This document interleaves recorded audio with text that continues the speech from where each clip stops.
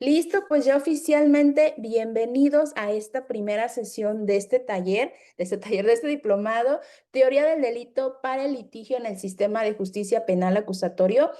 Prácticamente es el primer diplomado que traemos para ustedes. Como les comenté, tanto SECAT como CERES hacen posible que este diplomado ustedes lo vayan a tomar de manera gratuita, las sesiones, así como lo vean en vivo o también en retransmisión. Para las personas que están ahorita con nosotros en vivo a través de Zoom, les comento por si se les dificulta por alguna cuestión de mala señal o porque a esta hora tienen algún inconveniente o por trabajo, por cualquier situación y no lo puedan ver a esta hora que se va a estar dando en vivo a las 6 de la tarde. Lo podrán hacer en la retransmisión o en su retransmisión que se va a llevar a cabo al día siguiente, los días sábados, a partir de las 10 de la mañana. Ya va a estar disponible las sesiones para que ustedes tengan la oportunidad de verlo a través de esta repetición. Algo que les comento es que el diplomado, perdón, la costumbre, el diplomado en su retransmisión no es una clase o no es una grabación que se quede de manera permanente, ¿sí? Se lleva a cabo en la plataforma de YouTube. Les vamos a compartir el enlace en el grupo y únicamente en el grupo se comparte la información. No lo hacemos a través de mensajes directos ni de llamadas telefónicas. Ahí les va a llegar la información, los avisos, los enlaces para entrar en vivo, los enlaces para entrar en retransmisión. Aquellos que vayan a ver la clase en retransmisión, traten de verlo a la hora señalada porque el video no queda de manera permanente. Posteriormente que finaliza la sesión, el video queda como privado. Esta primera sesión sí va a quedar de manera pública porque, pues bueno, hay muchas personas que se van a ir incorporando durante la semana al diplomado y tengan esta información durante el transcurso de la semana. Pero posteriormente ya la segunda, tercera, cuarta, quinta y sexta sesión, los que lo vayan a ver en retransmisión, traten de verlo a la hora señalada y no se pierdan ninguna de las sesiones que vamos a tener. Efectivamente, son 6 clases. Ahorita les voy a explicar un poquito más de cómo vamos a estar trabajando. Como les comenté, este diplomado es completamente gratuito. Las sesiones en vivo, las sesiones en retransmisión, gracias a 2 instituciones que han unido fuerzas para traer estos cursos que ya venimos trabajando mes con mes. Tratamos de traerles un calendario de talleres, cursos y diplomados de manera completa. Y ahorita estamos aperturando pues estos diplomados para ustedes para profundizar más en esos temas que posiblemente en los talleres pues todavía quede un poquito más de dudas o de ambigüedad respecto a los temas. SECAT y CERES se encuentra en la ciudad de Oaxaca. Es una consultoría integrada en materia agraria que también está trabajando junto con nosotros para poderles traer estas capacitaciones. Es de prioridad, no de prioridad, pero sí es muy importante para nosotros como instituciones que nos sigan en nuestras redes sociales a través de Facebook, tanto a SECAT como a CERES, para que podamos sobre todo llegar a más personas y que estos cursos se conozcan y así, pues bueno, seguir en pie con este proyecto que al final de cuentas es para ustedes y nos alegra muchísimo poder ser parte de estos espacios de aprendizaje. Como les comenté, el curso o el diplomado es completamente gratuito. Ustedes están incorporando a un grupo de WhatsApp en el cual ahí y exclusivamente en el grupo se va a mandar la información. El enlace de Zoom prácticamente va a ser el mismo, no va a cambiar, al menos que, pues bueno, haya alguna complicación a través de la plataforma, pero vamos a mantener ese enlace, ¿sale? Pero de todas maneras, nosotros un día antes les estaremos dando aviso de que vamos a iniciar la clase que sigue y también una hora o media hora antes de iniciar la sesión. Esto es para, pues de manera de recordatorio para que no se les olvide ninguna de las sesiones o no se las pierdan. Ahí también se va a estar compartiendo el enlace de retransmisión y toda la información que vayamos a dar o avisos que tengamos. Les comento porque muchas personas que ingresan a estos grupos pues luego desafortunadamente utilizan este medio para hacer algún tipo de estafa y llamarlos de manera directa o mandarles mensaje para que ustedes les den algún tipo de enlace. Nosotros no, solamente en el grupo al cual ustedes pertenecen. Si tienen alguna duda, están los administradores de los grupos. Con ellos ustedes se pueden comunicar de manera directa para, pues bueno, alguna duda de tipo administrativa que tengan, adelante, con mucho gusto les vamos a ir dando respuestas. Las clases van a ser semanales, los días viernes nos vamos a estar conectando a las 6 de la tarde, hora Ciudad de México, de manera en vivo a través de Zoom. Y al día siguiente, los sábados a las 10 de la mañana va a ser la retransmisión de la clase. Esto van a ser 6 viernes, contando este, así que nos quedan 5 más para que lo vayan agendando, vayan haciendo su espacio y no se pierdan ninguna de las sesiones. Para las personas que han preguntado eh, referente a la constancia, les comento que sí hay una constancia la cual se va a expedir para aquellas personas que lo vayan a requerir o a necesitar. La constancia ustedes la pueden solicitar finalizando el diplomado. La constancia cuenta con código QR y un valor curricular de 120 horas, lo cual les recuerdo que no es necesario pagar la constancia para entrar a las sesiones en vivo y en retransmisión. Pero para aquellas personas que vayan a hacer el pago de su constancia de manera anticipada, sí les vamos a dar la oportunidad o les vamos a dar un espacio especial en el cual ustedes puedan ver las clases de manera asincrónica. Hay muchas personas que adelantan el pago de su constancia o que la van pagando en el transcurso de las semanas de manera anticipada antes de que finalice el diplomado, por lo cual van a ser o las vamos a incluir en un grupo donde en ese grupo se van a subir las clases, donde si van a estar de manera asincrónica, ustedes las van a poder ver a la hora y el día que puedan o deseen. Esta modalidad también es sobre todo para aquellas personas que no puedan verlo en vivo o no puedan verlo en retransmisión y de todas maneras vayan ustedes a solicitar la constancia del diplomado. La constancia del diplomado va a tener un valor curricular, tiene un valor curricular de 120 horas y cuenta con código QR. Como les comenté, los vamos a agregar a un grupo de WhatsApp donde ustedes van a tener las grabaciones de manera sincrónica. También les vamos a estar subiendo archivos en una carpeta referente al tema del taller y al finalizar el diplomado, pues se les va a hacer la entrega de su constancia. Para aquellas personas que vayan a estar entrando en vivo o estando en retransmisión y quieran pagar la constancia finalizando el diplomado, también lo pueden hacer y también les va a llegar el material del diplomado. ¿Sí? Para las personas que, bueno, me van a estar preguntando si este es exclusivamente antes, no, es un pago que también pueden hacerlo de manera posterior. Y al finalizar el diplomado, se les va a otorgar la constancia. ¿Cuál es el costo? Son 1,300 pesos mexicanos. Es un pago único que ustedes de manera administrativa pueden hacer, es un pago administrativo en el cual para aquellas personas que requieran la constancia. Ok, voy a ver si tienen alguna duda referente a esto. De todas maneras, la información detallada, o sea, los pasos a seguir y las formas de pago se van a compartir ahorita en el grupo ahí donde ustedes están, ¿sí? Para que ahorita, pues bueno, nos enfoquemos un poquito más en iniciar la sesión. Ahí en el grupo les vamos a compartir los pasos que tienen que seguir y las formas de pago, ¿sí? Son 1,300 pesos mexicanos, así es. O bueno, ahorita el maestro les va a estar mencionando los temas. Nos vamos a estar conectando a las 6 de la tarde. Para las personas que ya entraron un poquito después de la información, les recuerdo que esta clase va a quedar ahí en el grupo, va a quedar de manera permanente durante estas semanas para que ustedes puedan verlo. Les recuerdo que las retransmisiones traten de verlo en la hora señalada para que ustedes no se pierdan ninguna de las sesiones. Pues bueno, vamos a hacer la introducción o la presentación del maestro y también me gustaría que la maestra Edith, a ver, déjeme que la maestra Edith también nos diera unas palabras y si ella puede también presentar al maestro.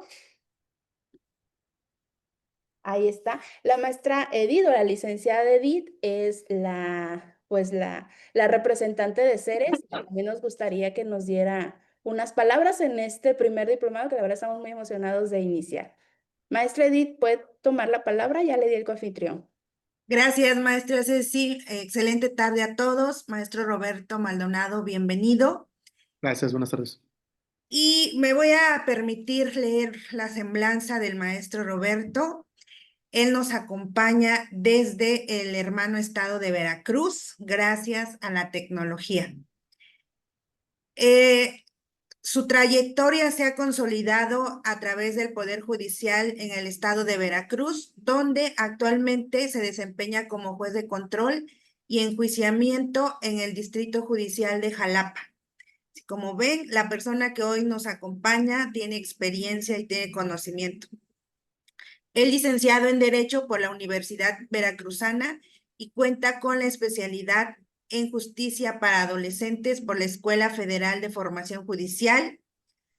A lo largo de su carrera ha tenido diversos cargos jurisdiccionales y administrativos, como entre ellos juez interino en la Antigua y San Andrés Tuxtla, secretario de Estudio y Cuenta en la primera sala del Tribunal Superior de Justicia. Es especialista en Derecho Penal y se destaca por su capacidad en argumentación jurídica, que esto se necesita en todas las ramas, pero lo que he visto es que más en la materia penal. También en resolución de conflictos y manejo de tecnología aplicada a la justicia. Su compromiso ético, el profesionalismo y la firme defensa en el Estado de Derecho es lo que nos ha llevado a través también de Jurídica Montaño, que lo dirige el maestro Francisco Montaño Sánchez. Él también desde el estado de Veracruz, a través de él se hizo el enlace para que el maestro Roberto Maldonado nos pueda acompañar el día de hoy, así como al licenciado Elías Montaño Cruz, quienes integramos Ceres. Le damos la más cordial bienvenida, maestro y juez también, Roberto Maldonado. Estamos en la disposición también de aprender de usted, de dejarnos guiar con el tema teoría del delito para el litigio en el sistema penal acusatorio. Un diplomado que considero muy relevante para el tiempo que estamos viviendo. Así que todo suyo, maestro Roberto Maldonado, cámaras y micrófonos y atentos a su clase. Hola, buena tarde a todos, a todas compañeras que nos acompañan. Primero que todo, muchas gracias por la invitación a participar en este primer diplomado. Para mí es un honor que me hayan contemplado para iniciar con esta jornada.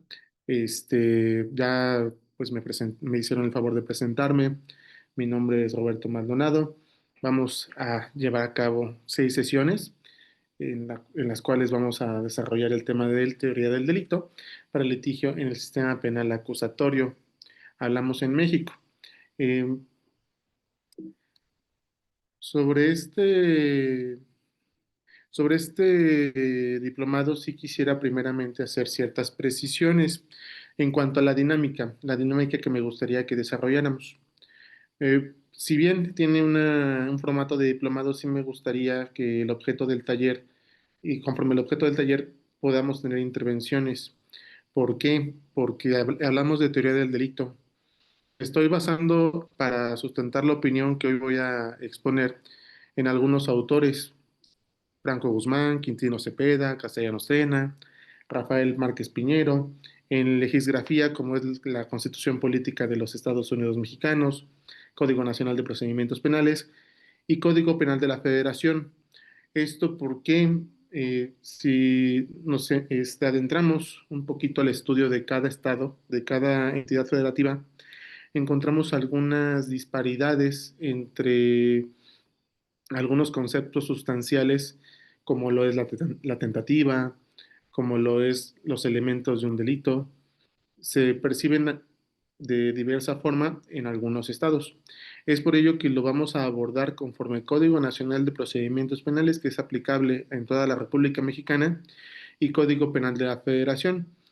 Podemos poner algunos ejemplos y abordar un poquito, tal vez temas de algunas entidades federativas, pero sí nos vamos a centrar sobre un marco general a fin de que sea más entendible el diplomado. Igualmente, sí quisiera pedirles un favor. Si, como precisamente hablamos de teoría del delito, y en la teoría del delito, los autores he encontrado que este, pues tienen diversos posicionamientos sobre algunos tópicos, sobre todo sobre la estructura del delito. Entonces, yo consideré más eficaz generalizar a la gran mayoría de las entidades al Código Penal de la Federación y al Código Nacional de Procedimientos Penales. Como vamos a hablar de temas que en la dogmática hay diversos posicionamientos, no dudo que cualquiera de nosotros y cualquier participante de esta tarde tenga alguna opinión distinta. Esto es claramente natural. Si los autores no se ponen de acuerdo, nosotros también podemos tener criterios dispares. Entonces, en cuanto a la dinámica, sí me gustaría que si alguien quiere someter a controversia algún tema, pues lo nutrimos entre todos, ¿no? Para ello sí les pediría que nos levanten la manita y pues ya hacemos una pausa para poder abordar el tema que nos ocupe. ¿Cuál es el objeto de este taller? Primeramente, acceso a conocimientos de teoría del delito para los operadores del sistema acusatorio oral. Muchas veces nos enfocamos en nuestro código único procesal, cuestiones puramente procedimentales, incidentales, que luego no tienen que ver nada con la sustancia. Y la sustancia es importantísima, necesitamos combinarla con la parte procesal para el éxito de nuestros litigios.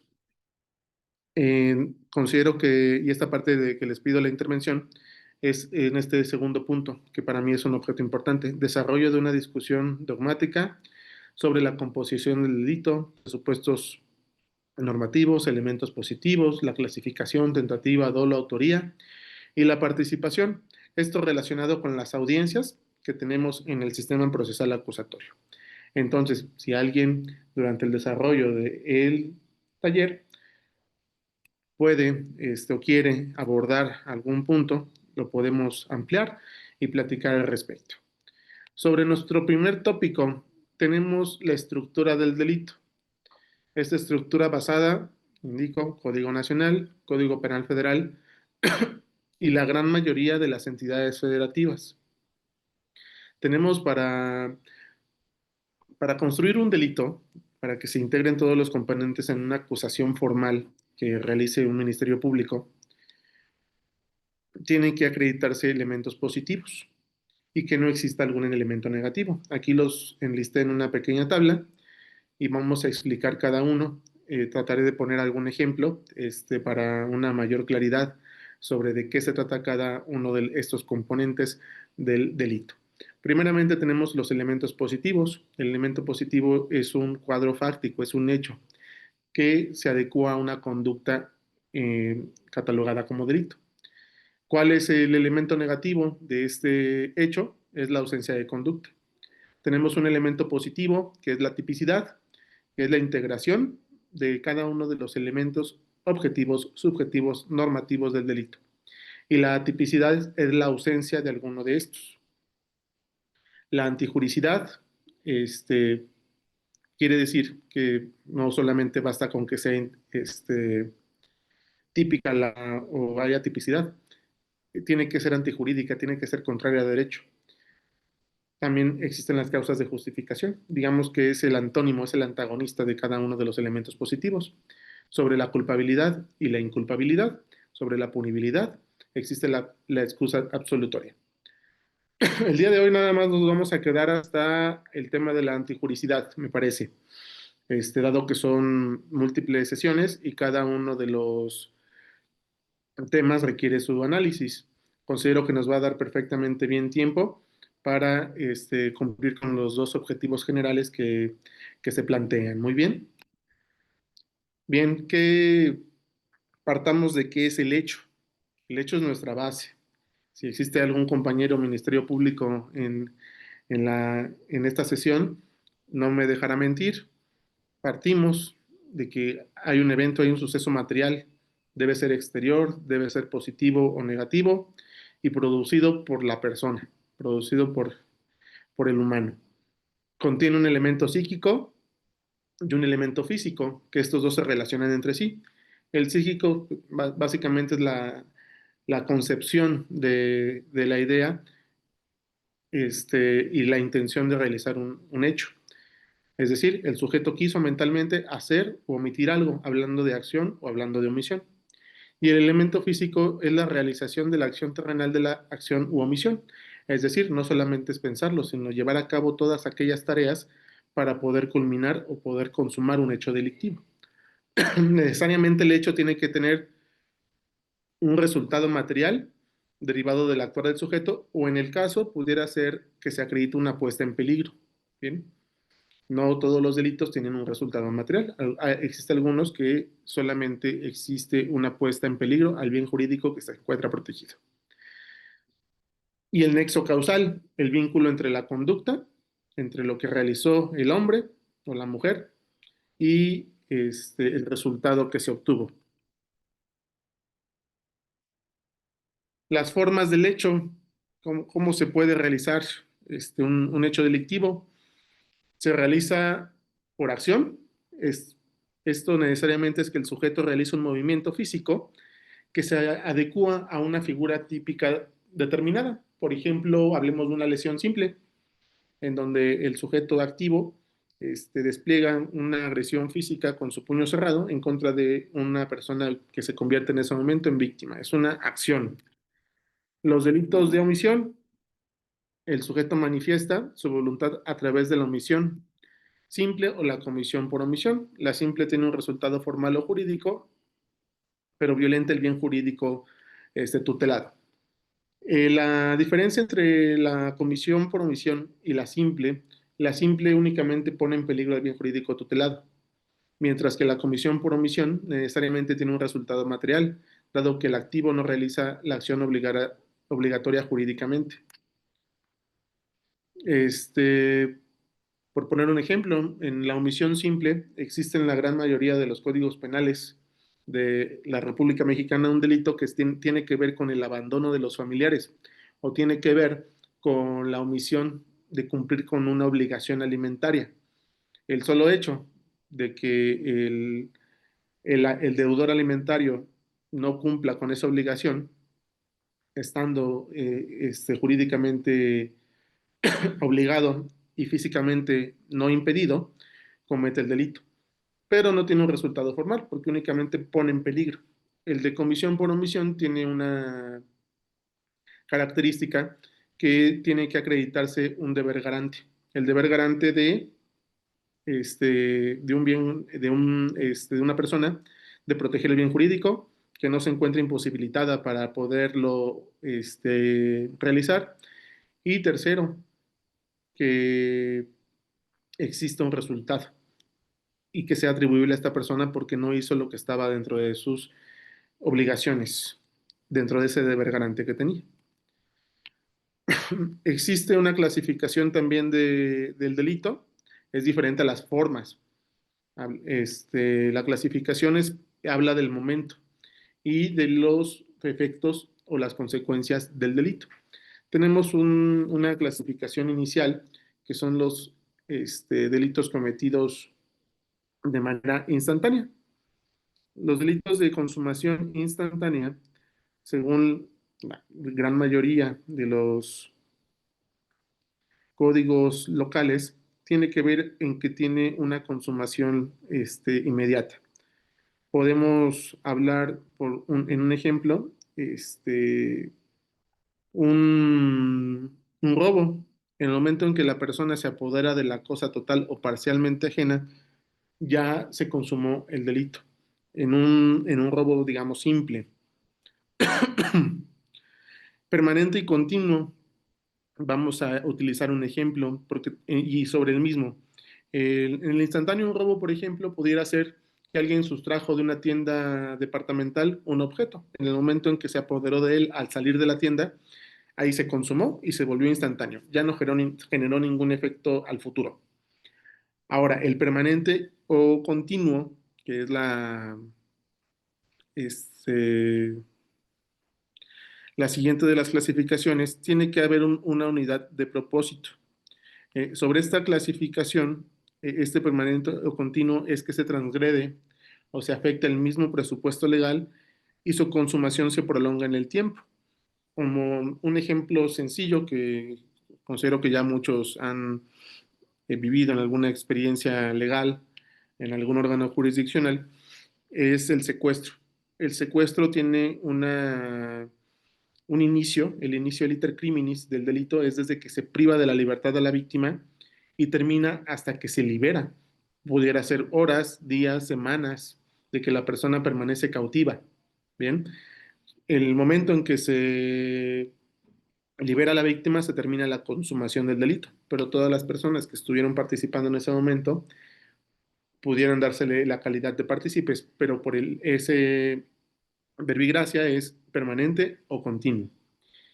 Y tenemos el continuado, que pareciera que se confunde en cuanto a la permanencia o la continuidad de la clasificación anterior, pero aquí el continuado tiene una diferencia especial. Esto es que se habla de un mismo propósito delictivo con pluralidad de conductas, identidad del sujeto activo, concreta los mismos elementos o la misma ficción legal y agravia al mismo sujeto pasivo. Pongamos un ejemplo, existe una fábrica y hay un grupo de sujetos activos que se dedican a robarla, pero no como es una fábrica y las cantidades a robar, pensemos en material textil, son importantes, deciden realizarlo no en ese instante, sino realizar diversos robos. Pero es continuado, ¿por qué? Porque se afecta al mismo bien, a la misma persona, los mismos sujetos activos. En el caso, si deciden robar la fábrica 10 veces durante el mismo año, se considera que el delito es continuado o tiene esta clasificación de continuado, dado que la afectación sigue siendo el mismo y el agente se apodera en diversos días de artículos que no le corresponden, que hay una apoderación ilegal, pero finalmente se convierte en un robo agravado continuado.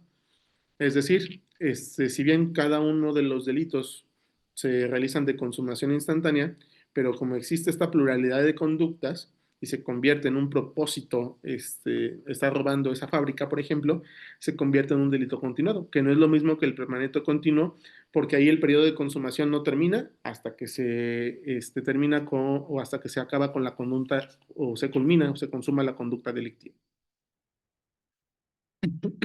¿Cuál es digamos, el anti hecho, que es la ausencia de conducta, nuestro polo opuesto?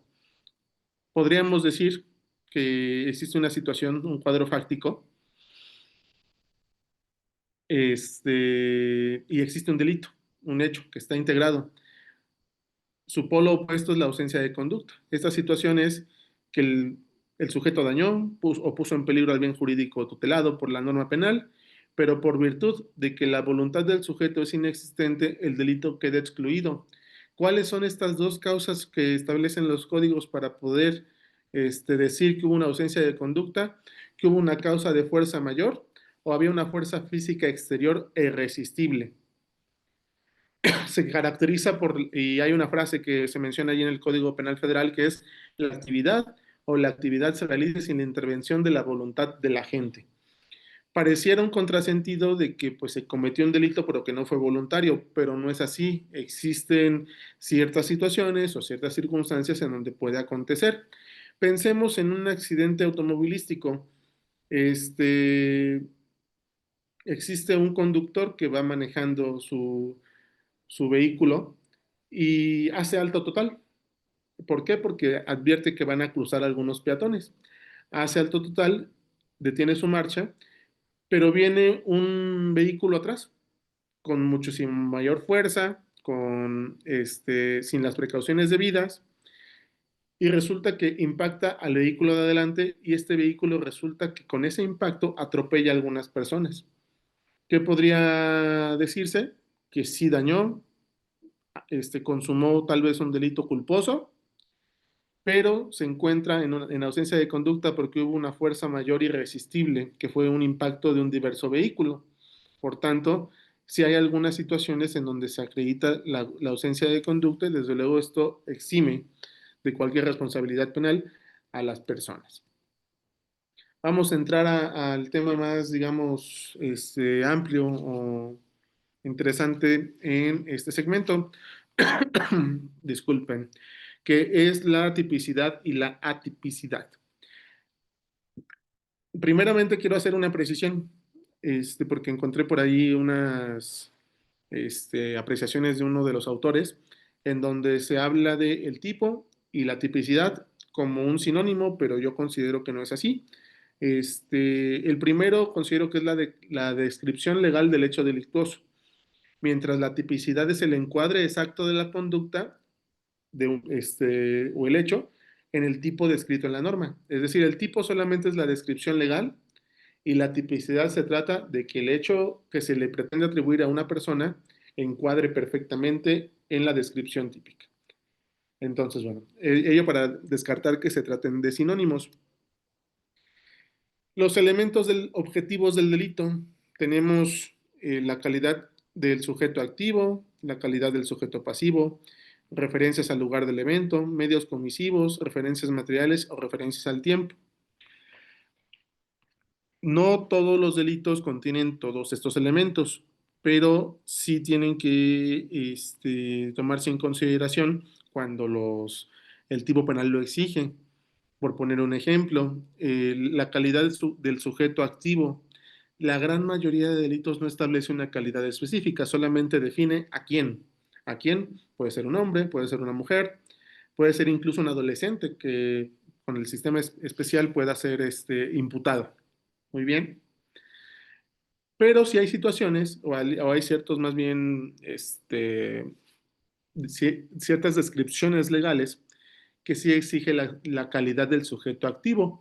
Por poner un simple ejemplo, existe un apartado en los códigos sustantivos sobre delitos cometidos por servidores públicos. Entonces ahí ya nos exige una calidad específica cierto tipo penal. Luego tenemos la calidad específica del sujeto pasivo. Y si hablamos de delitos que no son tan específicos, que son normas más generales, muchas veces no incluye una calidad específica del sujeto pasivo.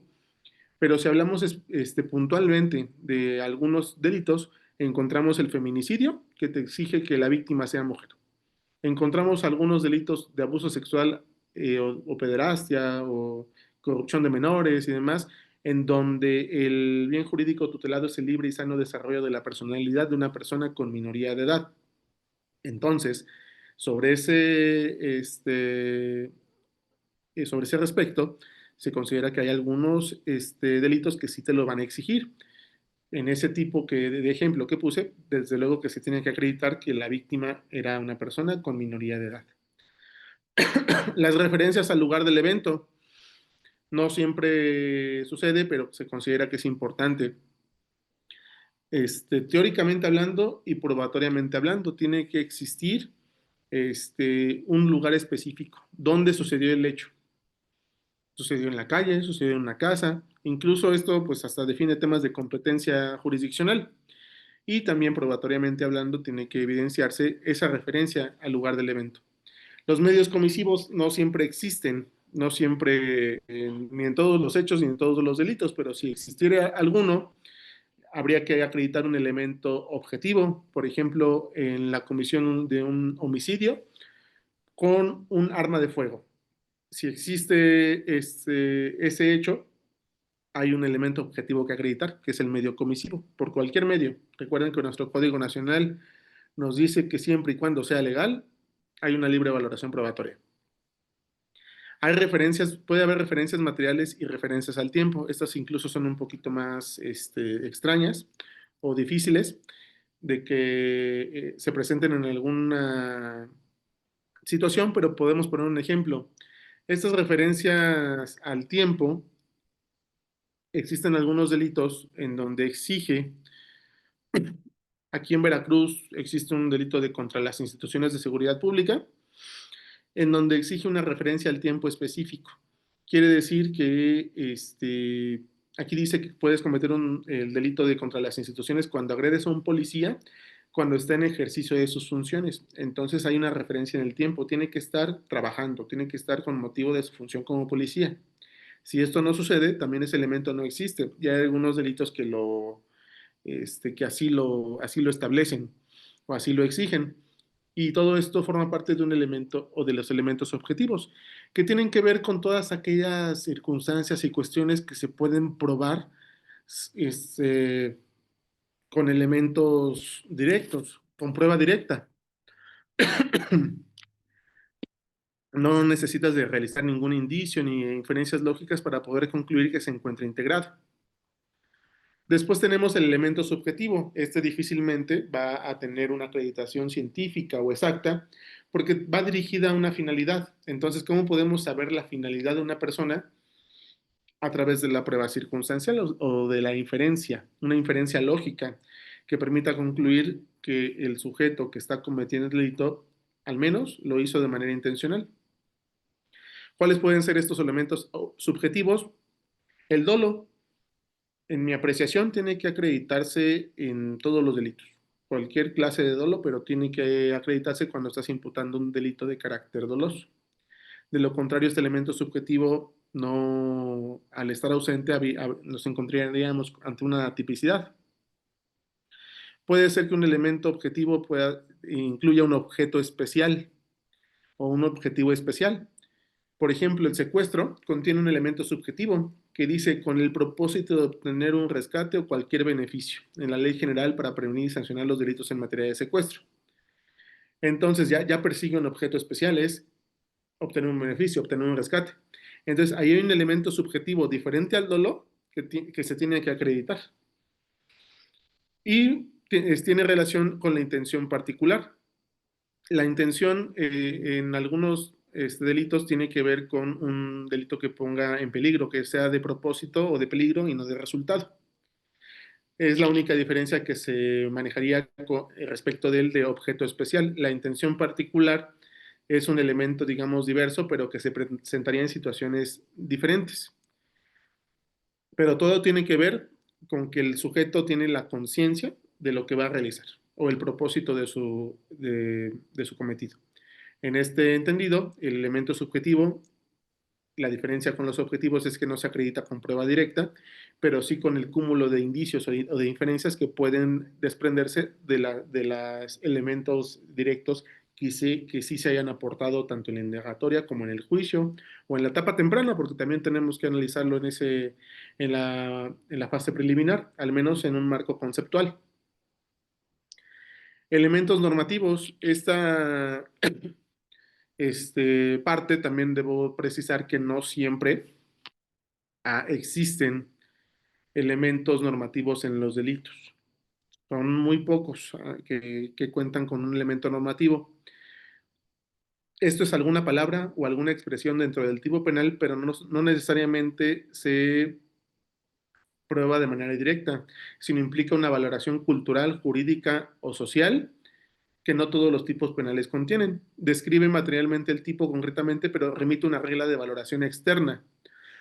Exige, desde luego, la interpretación de la persona juzgadora conforme su norma o conforme su valor y las reglas que establece de la lógica el Código Nacional. Hay algunos delitos que manejan algunas porciones normativas que dicen ajeno. El despojo es una de ellas, el robo. Entonces, para que podamos definir o podamos concluir con que hay un elemento normativo acreditado, tendríamos que acreditar que es ajeno y esto nos lleva a una exigencia un poquito más elevada. Bien, también hay algunos tipos penales que dicen sin consentimiento de, Pues habría que ver con qué podemos acreditar que no tienes un consentimiento. O que también dicen el deber o es ilegítimo. Por ejemplo, en delitos de servidores públicos hay uno que se llama incumplimiento del deber legal. Primeramente tenemos que ver a qué se refiere con ese deber, cuáles eran los deberes inherentes al cargo de ese servidor público. Entonces, no basta con la sola referencia dentro del hecho delictivo o algún dato que permita concluir un elemento objetivo, sino en este caso, los elementos normativos implican un juicio de valor que realice la persona que va a resolver, o incluso el Ministerio Público desde que realiza su propuesta investigativa, para acreditar el elemento que norma la conducta. A eso se refiere el elemento normativo. Requiere una interpretación este, conforme a una norma o conforme a un valor.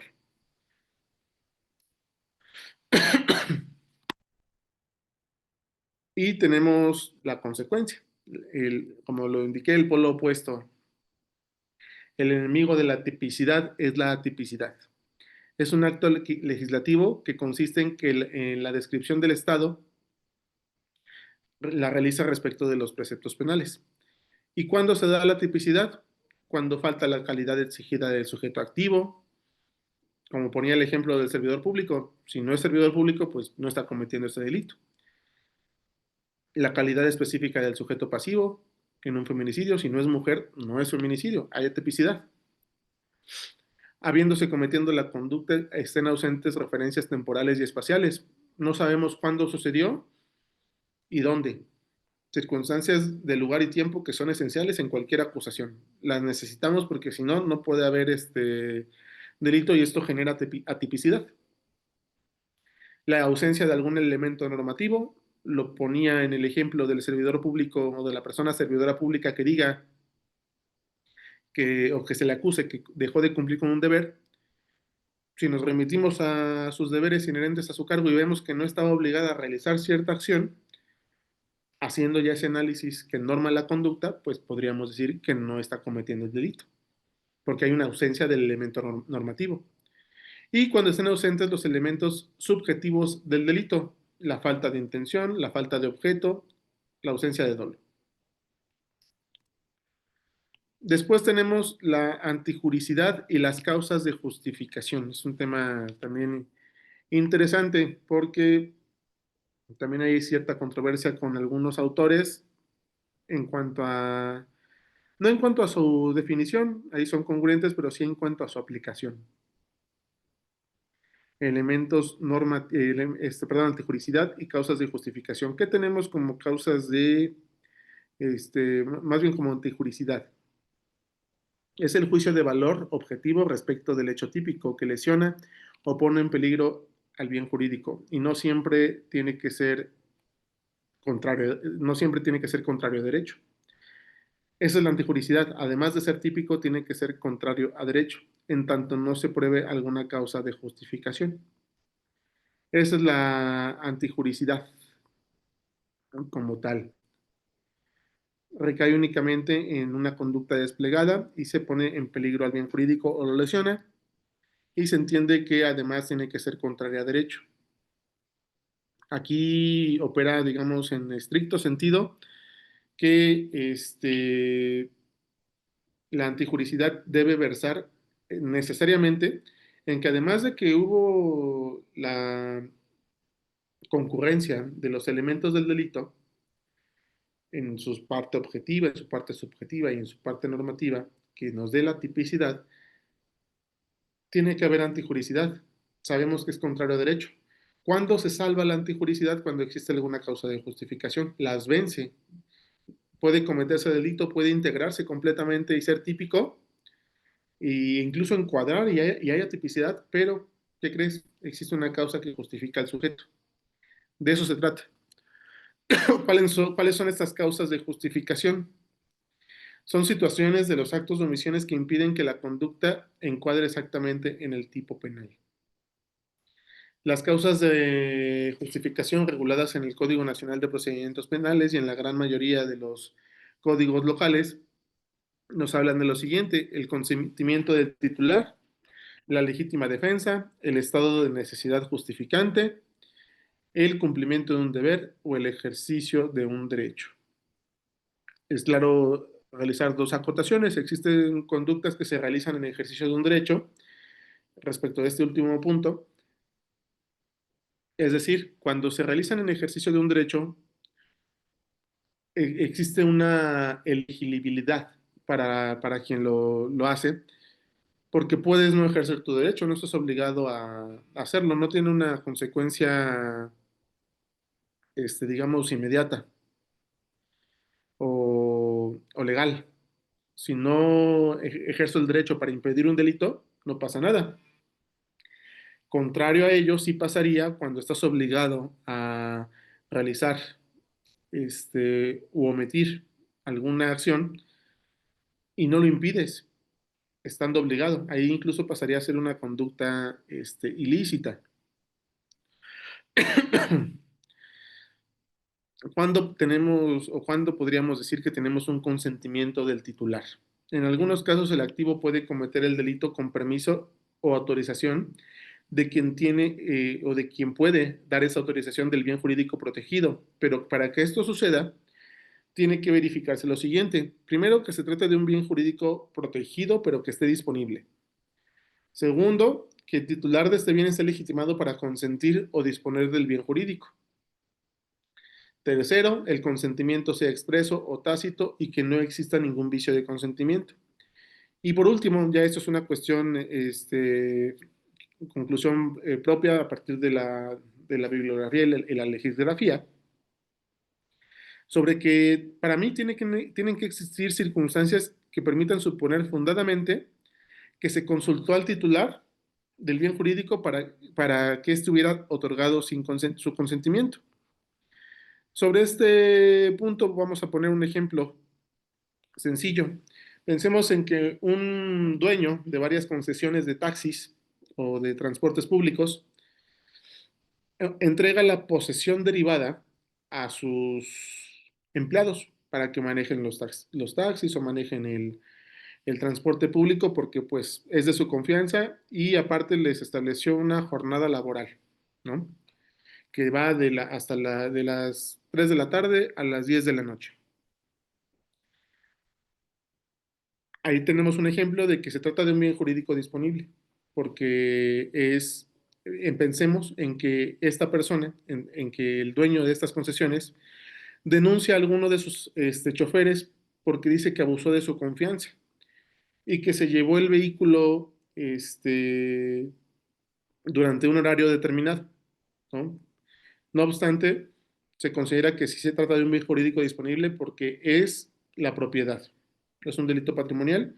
Quien es dueño de un bien, de una cosa, puede disponer de ella. Entonces, bueno, hay un bien jurídico disponible. Que el titular esté legitimado para tal. Si tenía las concesiones de taxis o de transporte público, podría estar legitimado para disponer de ese bien jurídico. Y tercero, bueno, que le dio el consentimiento expreso o tácito y no me dio ningún vicio porque lo envió a trabajar. Entonces no podría decirse que hubo un abuso de confianza porque se llevó un vehículo, esto es porque está con motivo de su trabajo y porque hubo un consentimiento del titular. Pareciera que no sucede esto, pero suele pasar estas cuestiones. Digamos, la legítima defensa es también hay controversia al respecto. Hay una línea para mí muy delgada entre la defensa y la venganza. Entonces, pues hay que analizarlo con escrutinio importante cuando se plantea una hipótesis de legítima defensa en la comisión de un delito, porque también regularmente cuando se atribuye la legítima defensa, hablamos ya de homicidios o de afectaciones importantes a ciertos bienes jurídicos. No siempre, pero en la realidad o en la práctica es cuando sucede. La legítima defensa que tiene excluye la responsabilidad, vence la antijuricidad, desde luego. Para acreditarla, tiene que surgir ciertos presupuestos. Primeramente, la agresión debe ser real, no aparente, no falsa. Podemos poner un ejemplo. Si una persona me apunta directamente con un arma, la agresión es real. Estoy siendo amenazado de muerte, incluso estás poniéndose en peligro de la vida de una persona. Que también tiene que cumplir con ese requisito, tiene que ser actual. La agresión tiene que ocurrir en el presente, en ese momento. No puede realizarse ni en el pasado, ni en el futuro. Por ejemplo, podríamos pensar en una convivencia en donde algunas personas entran en una riña, pero ya concluida la riña, van y agreden a otra persona. Ya había acabado, ya no era actual, ya no era este, real. De ahí, por eso habría la distinción de la venganza. De ahí fue incluso un hecho delictivo que se trata de un nuevo hecho. Debe ser inminente, debe ser inminente porque en el supuesto de que la agresión no sea actual, debe ser inminente. Es decir, que está próxima a acontecer en un plazo fatal, en un plazo corto. Por ejemplo, si sucede, eh, se han visto muchos procedimientos en donde trabajo, o incluso en medios locales o nacionales, el tema de los robos de los vehículos o el tema de las privaciones de la libertad en vías públicas. Muchas veces advertimos o vemos que las víctimas sí pudieron prever o sí pudieron ver venir que los iban a agredir o a privar de la libertad o cometer alguna otra acción en su contra. Ahí es la inminencia. Tal vez no estaba sucediendo en ese momento, pero vemos que va a suceder. Y tiene que ser sin derecho. No puede ser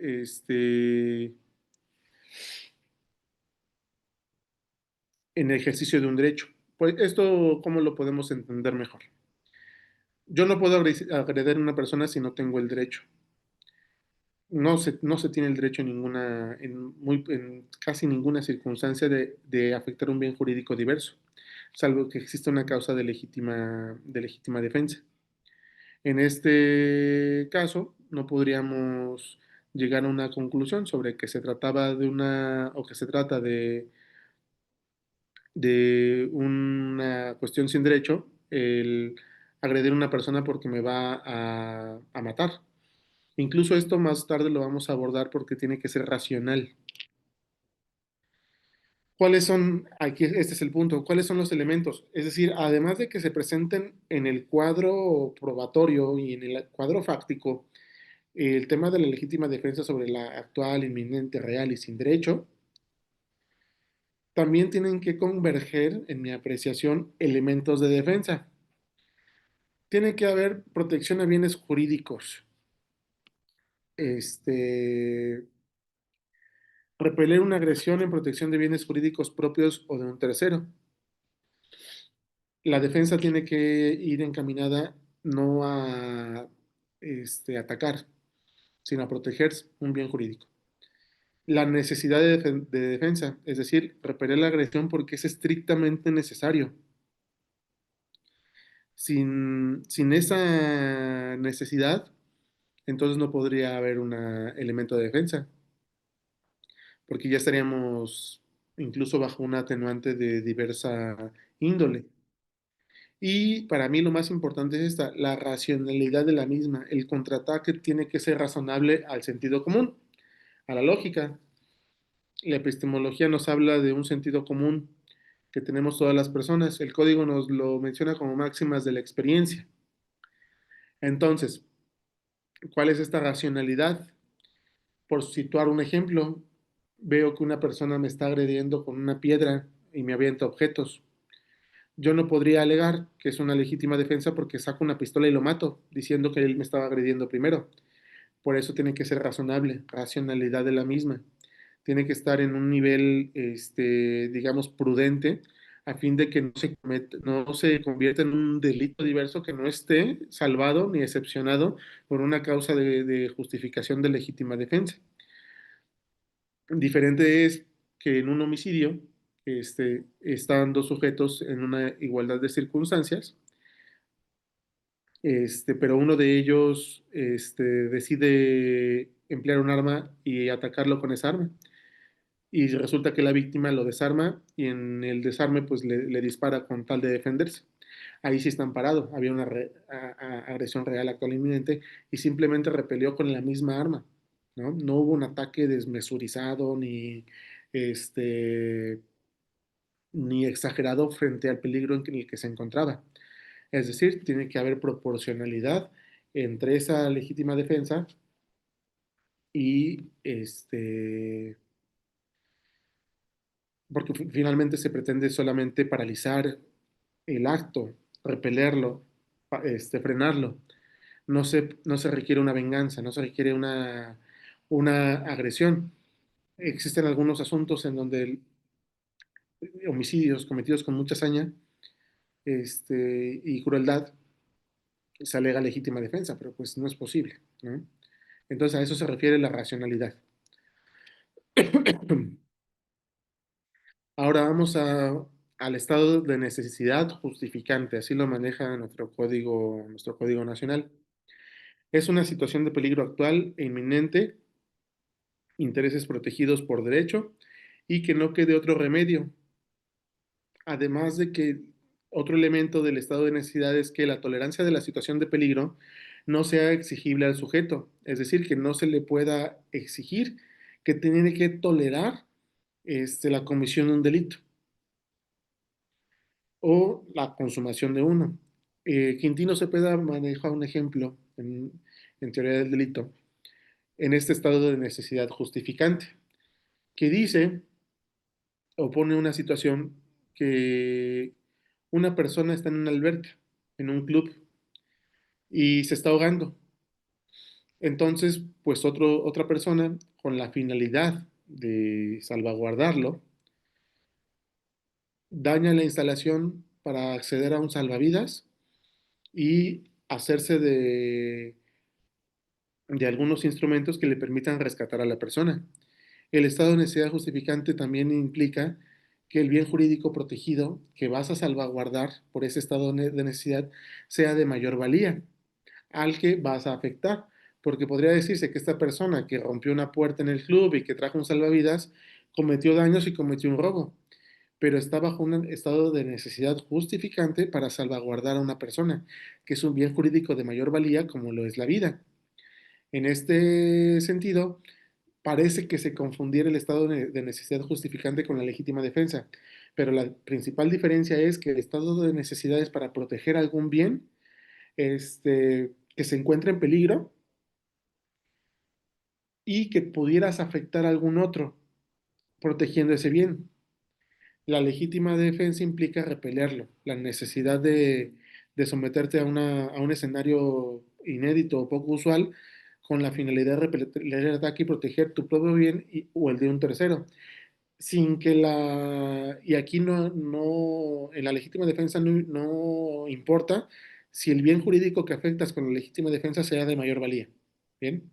Porque tal vez la persona que te estaba agrediendo solamente pensaba privarte de la libertad o lesionarte, pero pues ante un escenario de peligro real, inminente y sin derecho, pues si se privó de la vida de una persona y se acredita ese estado de legítima defensa, se puede concluir de tal manera. Y el estado de necesidad busca proteger y que no quede otro remedio, pero tiene que ver más con que lesiones un bien jurídico de menor valía que el que vas a proteger. Y que la tolerancia de la situación de peligro no sea exigible al sujeto. En el mismo caso, pues la persona que está viendo que la otra se está ahogando no tiene por qué tolerar esa situación de peligro. Muy bien. ¿Cuáles son los elementos de esta necesidad? La existencia de un peligro real, actual, inminente, como el que sucede en el ejemplo. El peligro recaiga sobre bienes jurídicos, como el peligro que estaba una persona este, en riesgo de dañar su integridad o de morir. El peligro no lo ocasiona el autor. Es decir, no podría decir que hubo estado de necesidad si yo aventé a una persona que está en la alberca y no sabe nadar y después daño las instalaciones con tal de rescatar. Entonces, bueno, el peligro no tiene que estar provocado por el autor. Y lo que les mencionaba, la lesión al bien jurídico tiene que ser de menor o de igual envergadura al que se está salvaguardando. Y también, esto ya se me hace una exigencia en mi apreciación un poquito más elevada, pero que no existe otro medio menos perjudicial para superar el peligro. Es decir, que no haya un desastre superior frente a lo que se termina o se pretende proteger. Pero ahí implica ya unas cuestiones puramente subjetivas que considero que en cada caso deberá analizarse. Después tenemos una justificación en cuanto al cumplimiento de un deber o el ejercicio de un derecho, como causas de justificación. La definición más sucinta o más prevaleciente en la dogmática es que no puede considerarse delito a quien ejerció o hizo valer su derecho y que no puede considerarse un abuso el ejercicio de un derecho para que te exima del delito. Y el cumplimiento de un deber implica que hubo tal vez una orden de autoridad, la manifestación de la voluntad de un órgano superior, con reconocimiento de derecho mediante el cual le exige a un subordinado un comportamiento determinado. Entonces,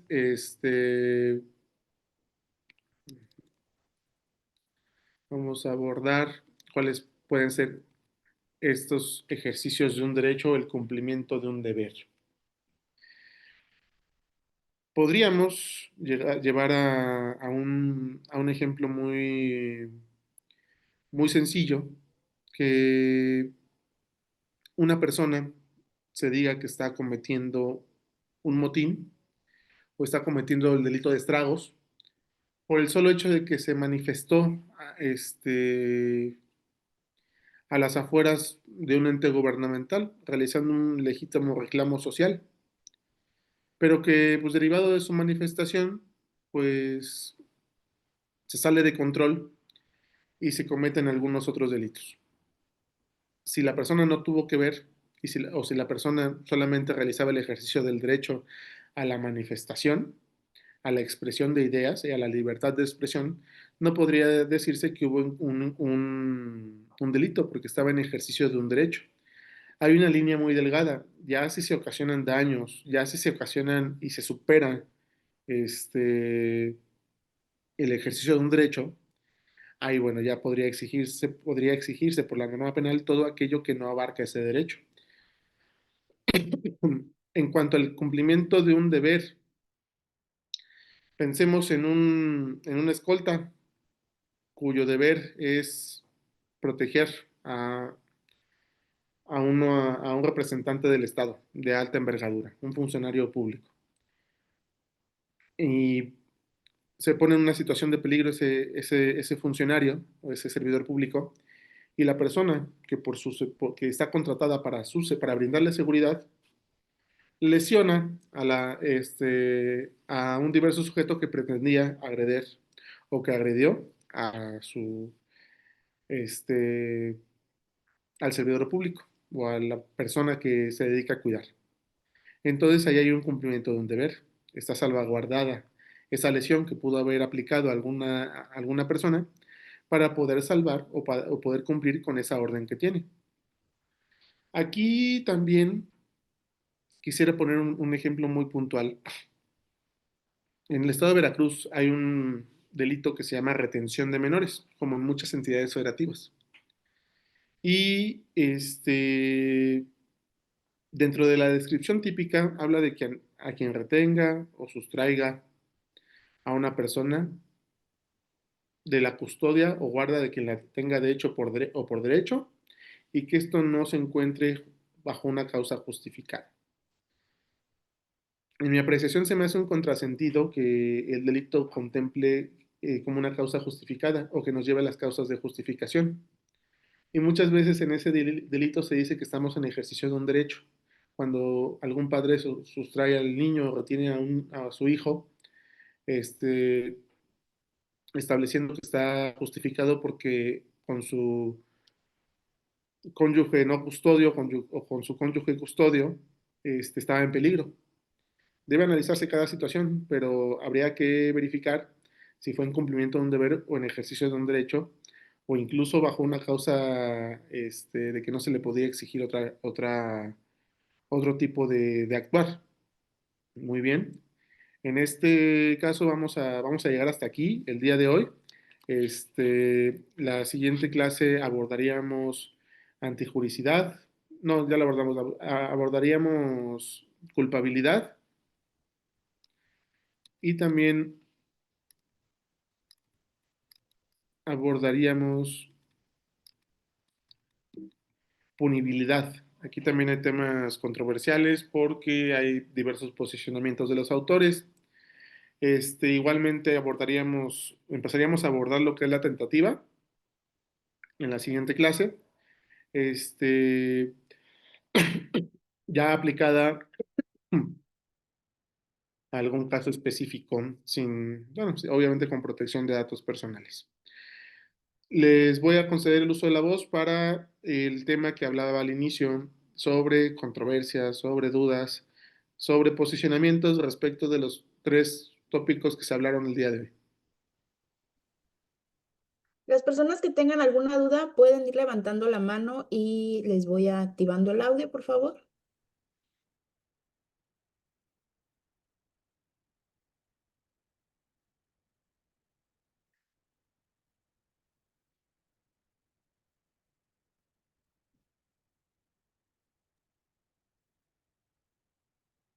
Azoka Flores puede activar su audio.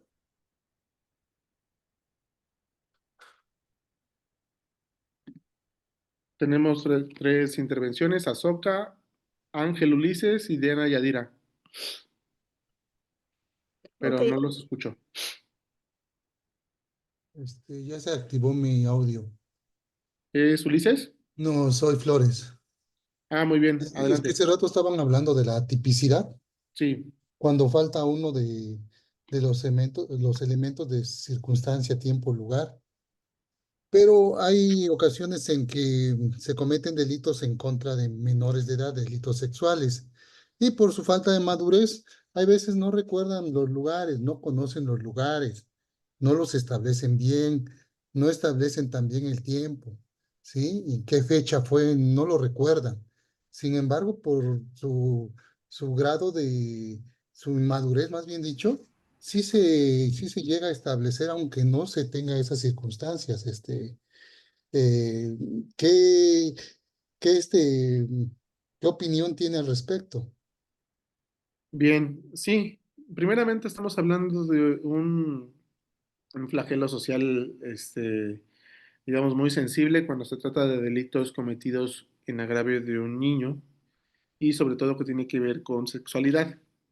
Y sí me he encontrado con algunas imputaciones, algunas acusaciones que no contiene especificidad sobre el tiempo y hay veces sobre el lugar. Muchas veces recuerdan un periodo de tiempo, por ejemplo, un niño que diga, es que iba en sexto de primaria, bueno, sabías que ya tenías 12 años, 11 años. Este, También dicen, bueno, pues supe que fue en casa de una tía, pero pues no saben cuál es esa tía. Entonces hay una falta de precisión. O hay incluso niños muchísimo más chiquitos, no sé, de 4 años, 5 años, que sufren este tipo de agresiones y no saben cuándo fue. Ahí va a estar siquiera muchísimo más difícil. En mi opinión, considero que como operadores jurisdiccionales, y hablando puntualmente de los MPs y de las asesorías jurídicas, considero que aquí juega un papel muy importante los actos de investigación a posteriori que se realicen a partir del hecho delictivo. Porque sí, o sea, es muy común que el niño no sepa cuándo sucedió un hecho. Y sobre todo si no tienen un nivel de autonomía o de madurez que le permita ya tener esa ubicación específica del tiempo. Pero sí considero que juega un papel importante la participación del Ministerio Público, porque luego sucede eso lo digo respetuosamente, porque la falta de una indagatoria exhaustiva ocasionó que el delito sexual cometido no se quedara, digamos, solamente con la versión del niño que no sabe cuándo pasó. pero siempre se pueden hacer actos de investigación, porque si nos dice el niño que sucedió en casa de su tía o en casa de algún amigo, se puede hacer el acto de investigación para verificar dónde está ese inmueble. O si nos dice un periodo de tiempo no nos dice una fecha exacta o algún lugar, pero sí nos sitúa en que iba, no sé, en primero de primaria, pues ya sabemos cuando menos qué edad tenía y verificar su rutina, con quién estaba esos días, dónde habitaba.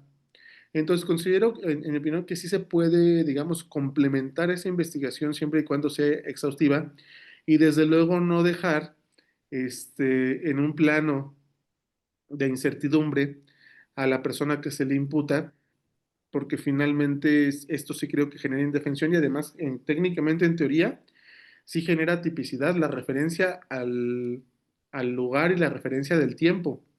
Sobre todo, bueno, esto también lo he escuchado que lo salvan mucho los MPs, en donde como no tiene una precisión exacta de cuándo pasó, establece un periodo de tiempo determinado. Dice durante el año 2019.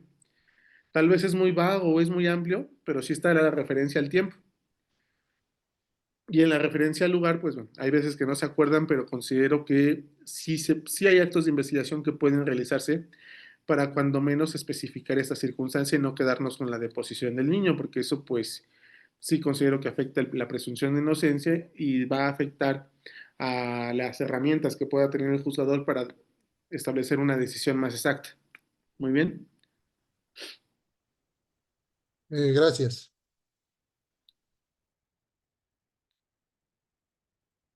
Mm, Hola, adelante. buenas No sé si ya me... noches. Ay, activaron mi audio, soy Diana Vázquez. Hola Diana. Bueno, tengo unas dudas. Yo soy autista, apenas me diagnosticaron este año, tengo 57 años. Sí. Entonces, en este caso, yo tuve muchas crisis que le llaman meltdowns, que es básicamente pues, agresiones que no, pues yo no sabía, ¿verdad? Porque me ponía muy mal. Entonces, en algún conflicto que me estaban golpeando, yo agarré, se supone que era una lapicera, que había se supone que debía de haber lápices. Y yo para defenderme traté de usar un lápiz para que no me siguieran golpeando y había un cuchillo. Entonces, por ejemplo, yo me di cuenta y la otra persona también, que en ese caso era mi pareja, y pues me quedé helada y pues me dijo, ¿me vas a hacer algo? Le digo, no, pero deja de atacarme. Entonces se volvió a guardar el cuchillo. Obviamente, ahorita que pasaron muchas cosas, lo está usando en contra mía, pero pues yo para ese entonces, pues yo no sabía que era autista para empezar, ¿no? Entonces, por ejemplo, si hubiera pasado algo que sin saber yo, porque se supone que yo estaba con tratamiento psiquiátrico y psicológico y todo, si hubiera pasado algo que yo hubiera hecho, que hubiera rozado aunque sea, ¿no? Sin saber que era un cuchillo. Ahí entonces, por ejemplo, ¿qué hubiera pasado? Porque pues puede pasar con muchos autistas que no saben que son autistas, pero pero somos adultos, entonces no sé ahí cuál sería el caso, o sea, cómo se vería. Pues, Gracias. bueno, hablando de esa situación en específico, podríamos incluso hablar de una legítima defensa, porque era sujeto de un conflicto. Este, pero bueno, en el caso de que hablaba de una crisis, ahí también hay ausencia de voluntad. Podría haber involuntad por la situación específica de la persona o de la paciente y pudiera haber alguna causa de justificación por legítima defensa si hubiera habido alguna otra persona que le estuviera agrediendo o así. O sea, en cuanto a la hipótesis que me planteó. Pero considero que, y sucede mucho con las personas inimputables, usted no lo es, pero pues están exentas de responsabilidad. En el caso considero que podría haber una ausencia de conducta. Si se hubiera materializado alguna agresión, sin que enfrente tuviera a alguien que le estuviera agrediendo, o si es que mencioné el tema de conflicto, por eso me genera la duda, pero bueno, si hubiera un conflicto, pudiera haber alguna legítima defensa. Pero, claro, cada caso debería o debe analizarse este, bajo esta figura pentatómica, ¿no? De los 5 elementos y desde luego de los 5 antielementos, específicamente para verificar si existe alguna de las causas. Y pues influye mucho la actividad probatoria de las partes para justificar todo esto. Siguiente, por favor. Gracias.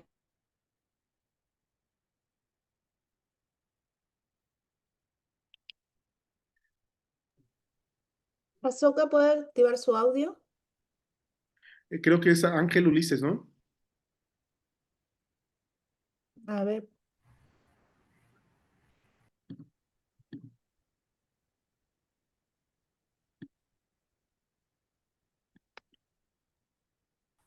Ahí está. Muy buenas noches, maestro. Sí, buenas noches. Este, hablando acerca un poco del cumplimiento de un deber, relativamente hace poco, en la Ciudad de México hubo un caso en el que un policía estaba cuidando un Oxxo y llegó una persona a tratar de, bueno, a robar el Oxxo. Para eso el policía entra en acción y le da 2 balazos. Con esos 2 balazos, la persona fallece. ¿Podría ser lo que llamamos cumplimiento de un deber o no encuadra? Yo considero que no, porque el cumplimiento de un deber tiene que ver con la orden jerárquica de tu función. Y primero porque te lo tienen que instruir, tienes que estar facultado para ello, ¿no? Pensemos en que el policía constitucionalmente, conforme al artículo 21, se encuentra obligado a proceder en contra de alguna persona para prevenir el delito y para capturarlo en flagrancia. Pero en cuanto al cumplimiento de un deber, en cuanto es el caso específico de él, sí tiene deberes y atribuciones bien específicos, tanto en su ley orgánica, en la Constitución y en la Ley General del Uso de la Fuerza. Utilizó la fuerza letal, que tiene que utilizarse como última opción, y no veo como que algún peligro real o inminente en esa situación sobre que le tuviera que esperar necesariamente y pues lesionarlo o privarlo de la vida. Considero que tampoco entraría en legítima defensa o en estado de necesidad justificante, porque pues el bien jurídico que está protegiendo es de pues, mucho menor valía que el que lesionó, que es la vida. Entonces considero que no. Primero porque en cuanto a tu pregunta específica sobre que ser el cumplimiento de un deber, no, porque este tiene que ser con deberes inherentes a tu cargo y tiene que ser legítimo y tiene que provenir de una orden. Los policías tienen un sistema de mando que actúan bajo la prevención y bajo el acto de investigación.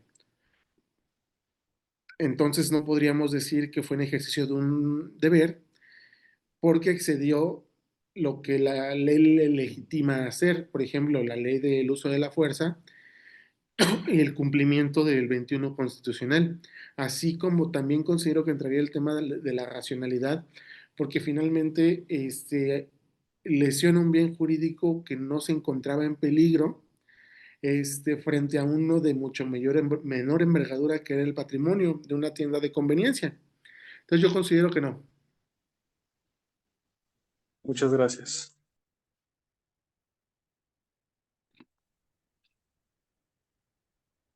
Bueno, ¿me oye? Sí, Bueno, sí, sí, ahora sí. Muchas gracias. Intenté prender la cámara también, pero no sé, creo que mi ancho de banda no está muy bien y entonces me está costando un poco de trabajo. Espero ser breve. Nada sí, más es claro. sobre esta figura un poco para abundar un poco, ya ayer estaba un poco entre el derecho a no ser grabado, es decir, a la privacidad, el derecho a la propia imagen, frente a la tutela efectiva o judicial y a la probatoria de los hechos. Esto porque, bueno, en muchas circunstancias, justamente como usted menciona, para probar el hecho, pues se recurre a la videográfica, porque pues ahora es una prueba documental aceptada, o se funciona dentro de las pruebas documentales que pueden ser aceptadas. La situación es que si esta vulnera ahora sí que derechos humanos trascendentales, esta puede ser ahora sí que pues excluida de la probatoria. La situación es aquí cómo argumentamos de manera correcta para que pues los jueces nos puedan pues ahora sí que valorar correctamente cuando las víctimas pues son las que presentan la documental, es decir, muchos de estos casos justamente son las víctimas las que presentan las videodocumentales y justamente las defensas pues intentan desvirtuarlas a través de esta situación de la privacidad y el derecho a la propia imagen. ¿en qué medida podemos ponderar para que esto pueda ser efectivo del lado de la víctima? Esa es mi pregunta, perdón. Muy bien. Si me extendí. Entiendo sobre la prohibición o la inviolabilidad de la vida privada, la intimidad y la imagen de la persona que pudiera ser declarada como una prueba nula, ¿no? Por violar derechos fundamentales. Específicamente en el caso de la víctima de la asesoría jurídica, cuando capturan este tipo de gráficas y se pretende acudir a un juicio, no siempre pasa por sede ministerial, a través de un perito y demás. Yo considero que debemos hacer una distinción entre lo que es una prueba ilegal y una prueba ilícita, porque finalmente también la víctima se encuentra en ejercicio de un derecho cuando realiza la grabación de esas capturas, ¿no? Y como tal, yo considero que no estás violentando algún derecho de la persona investigada por presentarlas, a menos que se trate de una violación a la intimidad o que se obtenga con violación a derechos fundamentales como la vida privada. En el tema de la imagen he visto que tiene cierto auge, sobre todo en el centro de la República, pero aún así considero que no reúne el estatus de ilicitud como prueba ilícita para que pueda excluirse o anularse. Me gustaría que me abundaras un poquito más sobre algún caso específico, sin decir marcas ni datos de nadie, para que te entienda un poquito más la idea.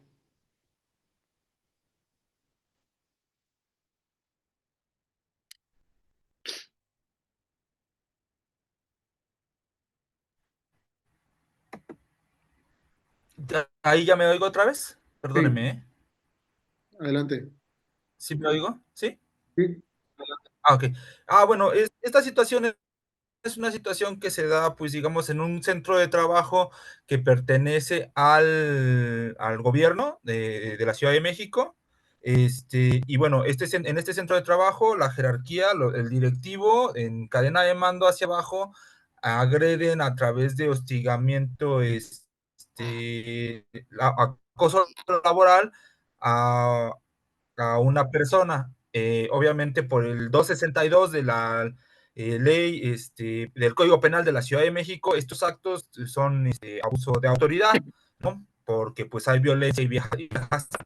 Bajo esa misma perspectiva, bueno, la persona que denuncia la situación lo hace a través de las videográficas que demuestran mobbing. Y bueno, es una de las pruebas, ¿no? Hay más probatoria, pero bueno, ahorita lo central surge a través de que pues ella los tuvo cada vez que iban a su lugar a molestarle, ¿no? A decirle cosas, a amenazar.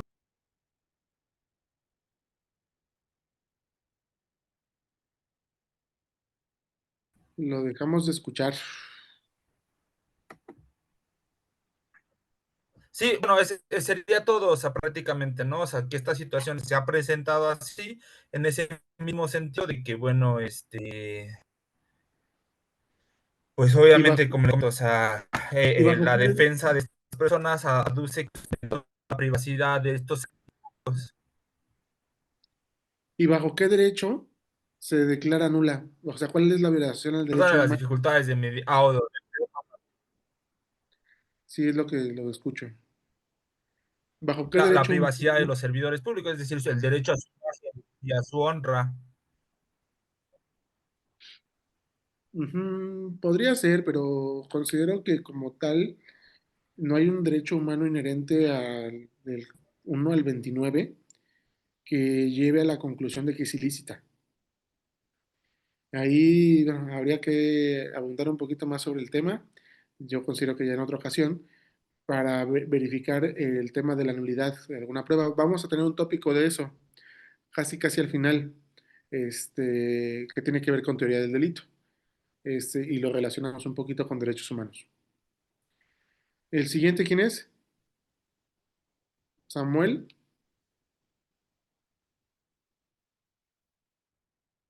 Buenas noches. Buenas noches.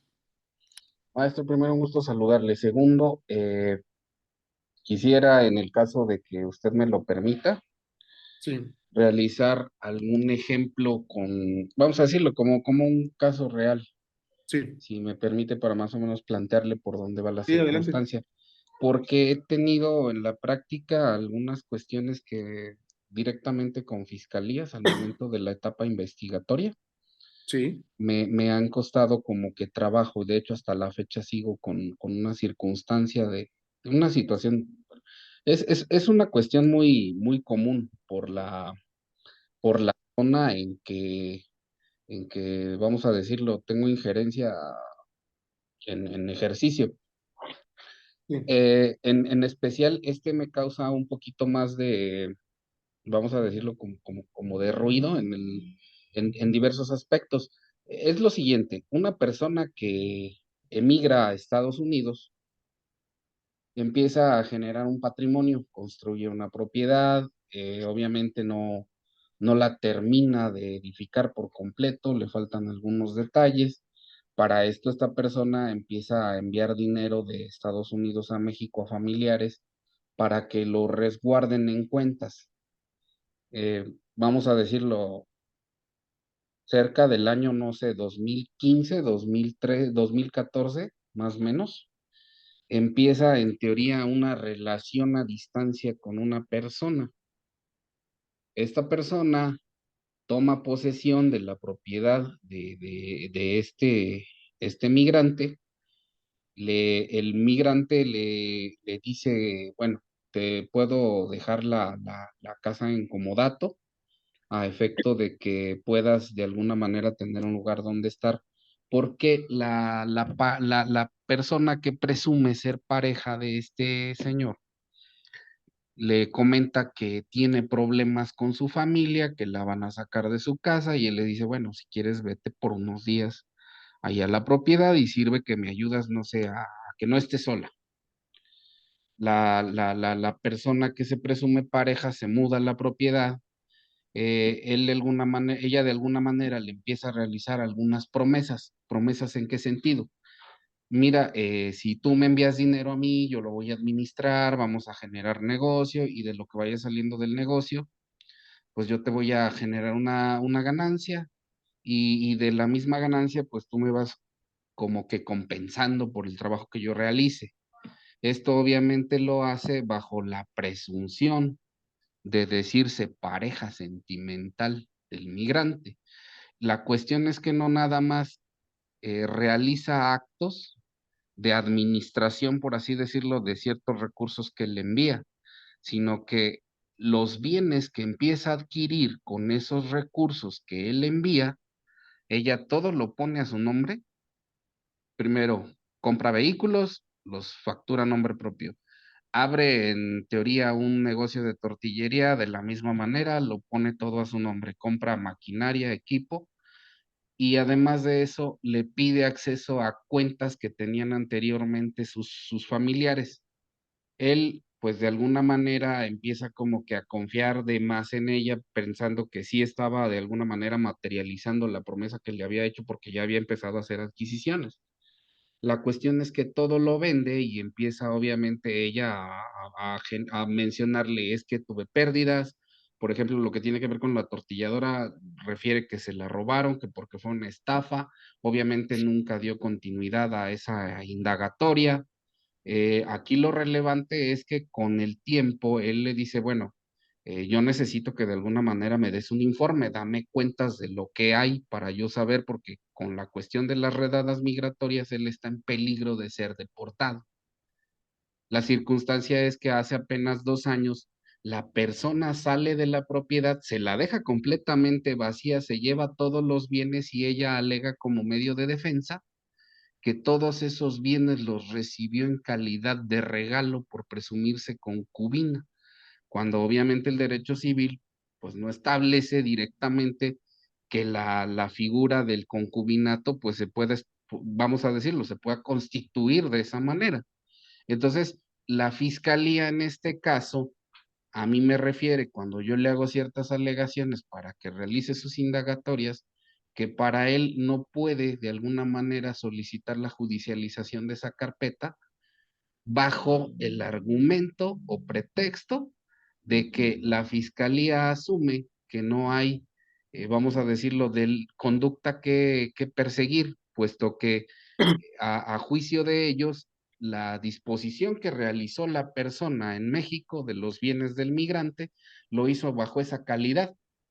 Además, esto causa todavía un poquito más de confusión en el sentido de que yo presento audios y algunas capturas de mensajes donde la misma persona que en teoría estaba administrando los bienes de este migrante hace referencia de manera directa: sí tengo el dinero, sí es mío, pero ahora te voy a fastidiar y no te voy a dar nada y hazle como quieras.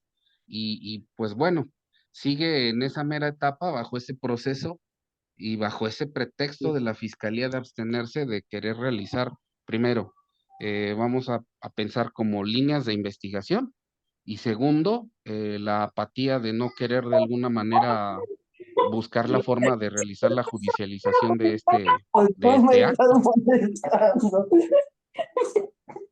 No sé si alcance a escuchar porque como que se escucha ruido en la línea. No, sí le escucho. Ok, entonces, esta circunstancia pues ya tiene años. Y la misma fiscalía, le repito, el pretexto es ese: no puedo yo seguir, yo no puedo perseguir algún delito porque se hizo bajo esa figura, a pesar de que ya se le dieron los medios, cuando no nada más son los bienes, sino que aparte las cuentas, estamos hablando de una cantidad, para que me entienda, de aproximadamente 2 millones de pesos. Ok, muy bien. Entonces, no sé si me pudiera dar alguna opinión al respecto en ese sentido. Bien, sobre este punto, digo, es complicado porque tal parece que la fiscalía, sin decírtelo, la considera que está amparada por un consentimiento presunto. ¿Por qué? Porque el bien jurídico que se tutela, que es el patrimonio, estaba disponible para el titular, que es el migrante. Podía disponer de él, sí, lo hizo. Hubo un consentimiento, digamos, tácito o expreso, pero yo creo que podría alegarse aquí que hubo un vicio del consentimiento, porque ¿cómo es que obtuvo ese consentimiento la parte investigada con un engaño? Entonces, al haber algún engaño, se vicia el consentimiento, porque finalmente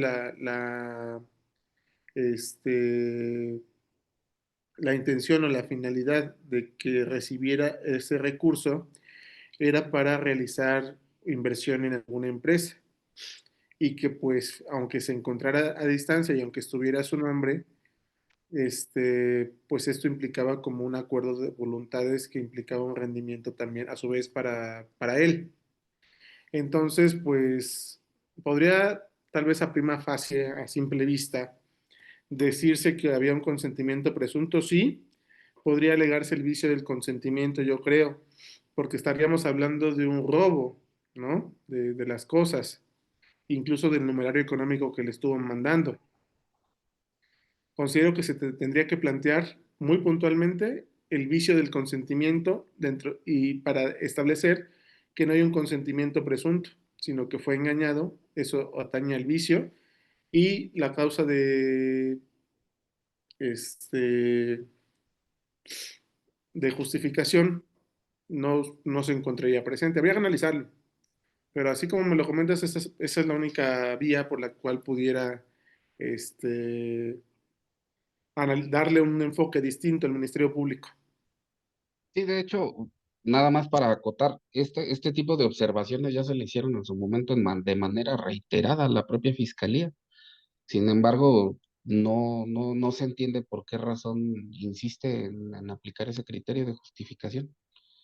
Eh, por otro lado, pues no tendría otro comentario que realizarle. Al contrario, le Sí, o a agradezco menos que muchísimo se por trabaje atender al ejemplo. también Sí, en el fraude o en el abuso de confianza, porque ahí transfería posesión.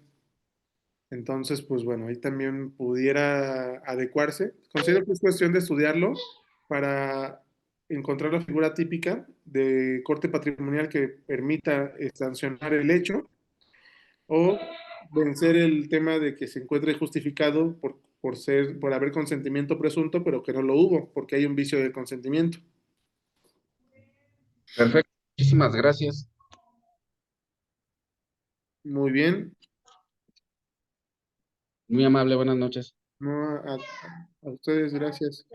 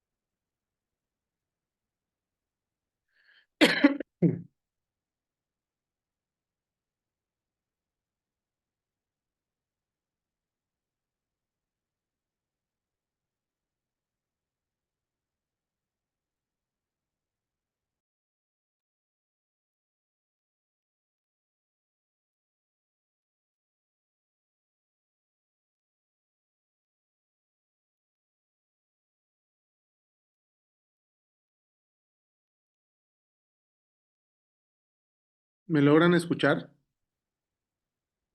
Sí, Sí, maestro, sí se sí se escucha. escucha. Sí, maestro. Muy bien. ¿Hay alguna otra pregunta? Por mi parte no, maestro. Gracias. Muy bien. ¿Quieren establecer algún comentario, alguna controversia sobre los puntos que se tocaron hoy? Está Alan Axel. Sí, como comentario, ¿no? Abonando a lo que entablamos ahorita esta tarde, considero que es muy, muy bueno, muy pertinente la cuestión de entablarlo con ejemplos que realmente, bueno, pues ejemplos de la vida diaria, ¿no?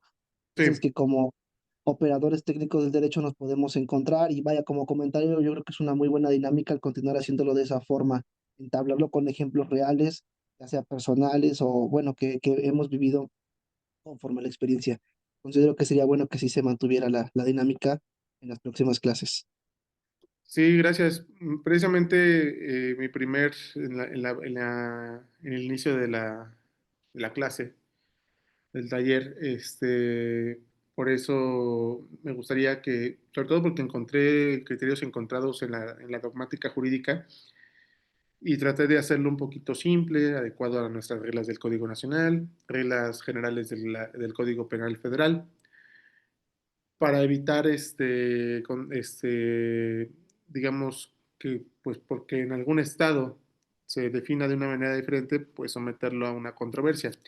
Pero sí me gustaría que en cuanto a las intervenciones, pues pudiéramos platicar de casos específicos, claro, desde luego con la limitante de no informar datos sensibles y poder desarrollar cada uno de los tópicos que nos atañen en cada una de las semanas. Yo tengo en una de las clases previsto realizar ejemplos, ejemplificar, sobre todo en el tema de autoría y la tipicidad, pero si alguien quiere abonar y también traer a clase algún ejemplo sobre lo que vimos hoy, lo podríamos retomar en la siguiente clase.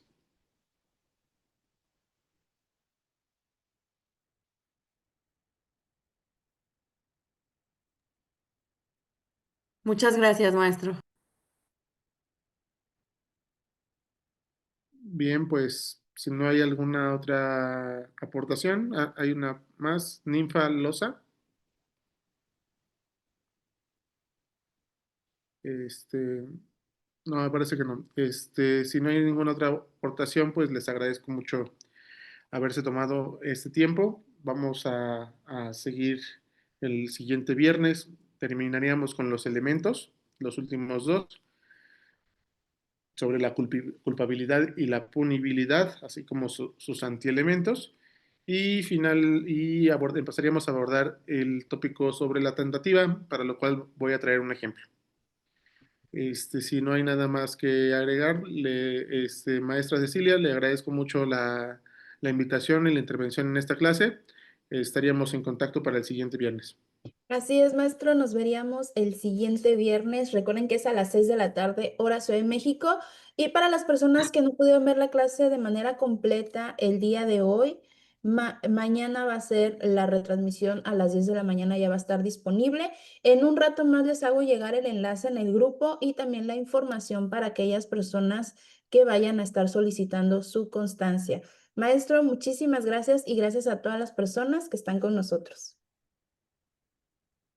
No, gracias a ustedes. Que tengan buena noche, buena tarde, bonito fin de semana.